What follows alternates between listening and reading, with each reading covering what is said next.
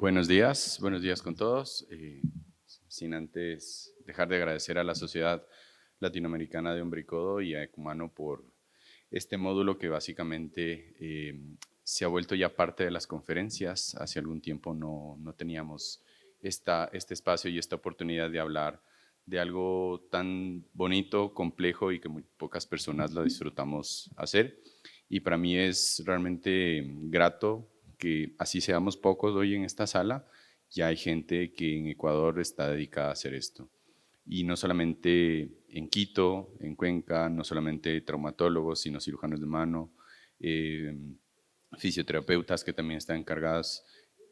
Coco como fisiatra es básicamente una ayuda para nosotros en esto. Es increíble cómo hemos crecido, parece poquito, pero es mucho para lo que antes había.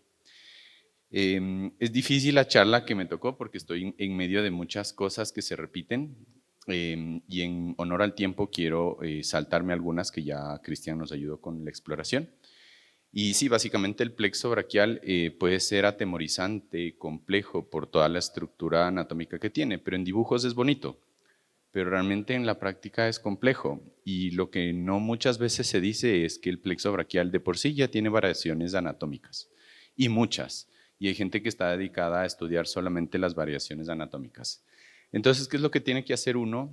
Llevar de lo complejo a lo simple o de lo simple a lo complejo, entender cómo está organizado esto para en la cabeza tener una red de conexiones y valoraciones que uno puede ir teniendo.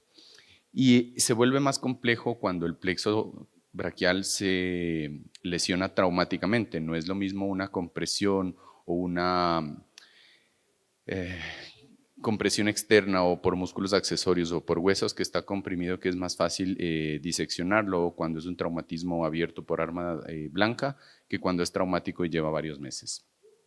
Siempre tener en cuenta que hay referencias anatómicas, que de las raíces salen los primeros nervios motores como el nervio dorsal de la escápula, ya no me voy a meter eso por la explicación que nos dieron antes, el nervio torácico largo.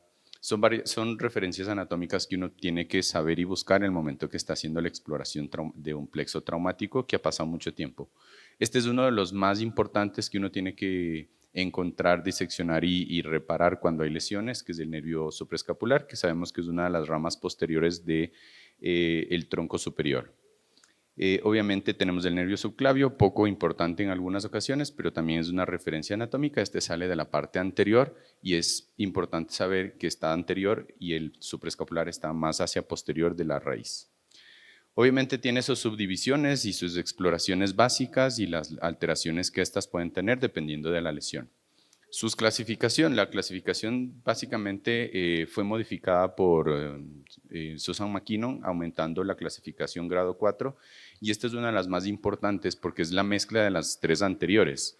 Antes fácilmente era decir que la grado 1, 2 y 3 podían tener pronósticos favorables, entre comillas, dependiendo de su recuperación y el tipo de lesión, básicamente los estiramientos, pero las lesiones 4 y 5 eran lesiones o secciones completas que si no se diagnosticaban y trataban, pues iban a tener resultados no favorables. Eso está cambiando actualmente. Importantísimo saber esto, que las potenciales de unidad motora valorados al final del tercer mes, o sea, empezando casi el cuarto mes, son un buen predictor para saber si es que hay una recuperación favorable o no favorable en una lesión de plexo braquial traumática, puntualmente hablando.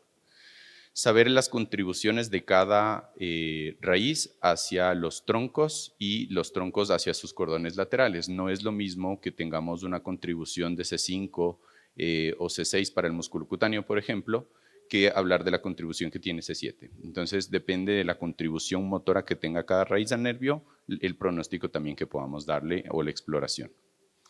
El examen clínico no me voy a detener. Básicamente, cuando es una lesión de la raíz, sabemos que estos músculos están alterados. Cuando tenemos dos raíces, hablamos ya de un tronco, que es estos los músculos lesionados. Los que están en blanco, básicamente, son territorio de uno. Los que están en gris, los del radial.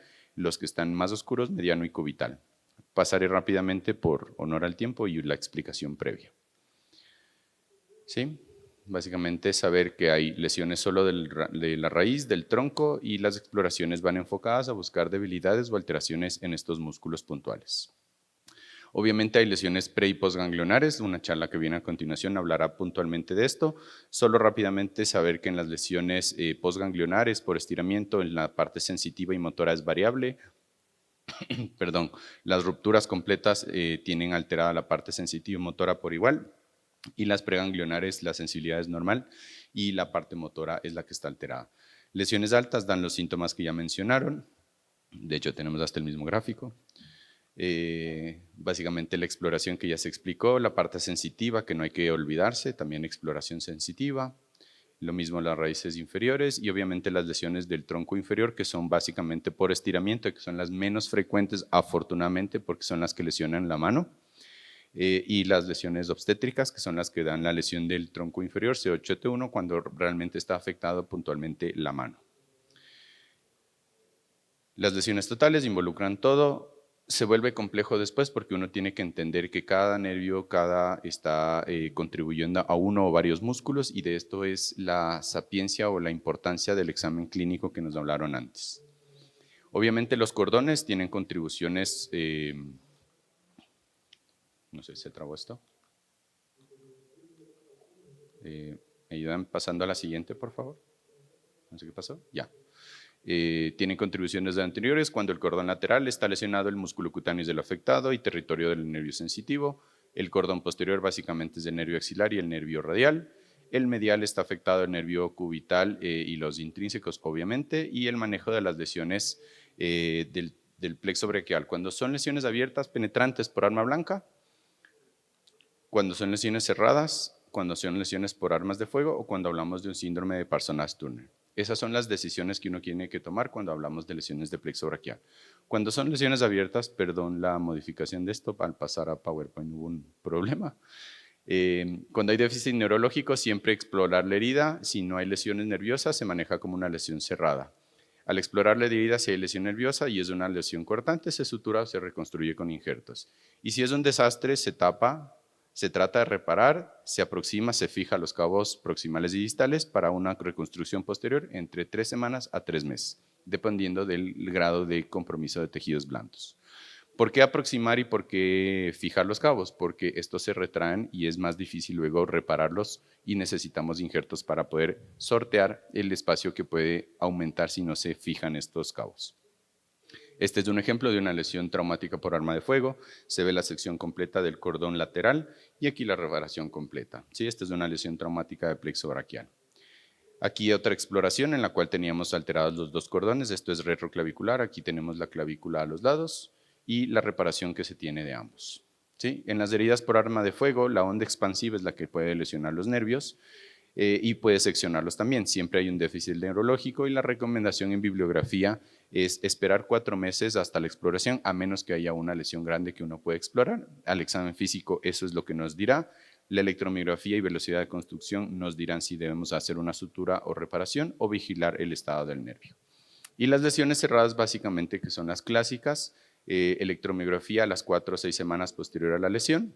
No se reparan inicialmente, hay gente que las repara agudamente, no es que no se haga, pero la recomendación formal es esperar, ver la función y la recuperación, valorar los potenciales de unidad motora. Si hay recuperación con unidades de potencial motor, se vigila y se espera la recuperación. Si no hay, se pasa a reconstrucciones nerviosas. Fisioterapia, sí, prequirúrgica para mantener movilidad y posquirúrgica para mejorar la fuerza. Entonces, resumiendo, las opciones de reconstrucción son reconstrucción nerviosa entre los 6 y 9 meses en mejor pronóstico, las transferencias tendinosas sin límite de tiempo si es que ya pasamos el tiempo ideal para hacer, y las transferencias musculares libres son una cirugía compleja, pero sabemos que ahora nos van a hablar de endoscopía y que se vuelven un poco más fáciles. Muchísimas gracias. Este es el equipo de trabajo.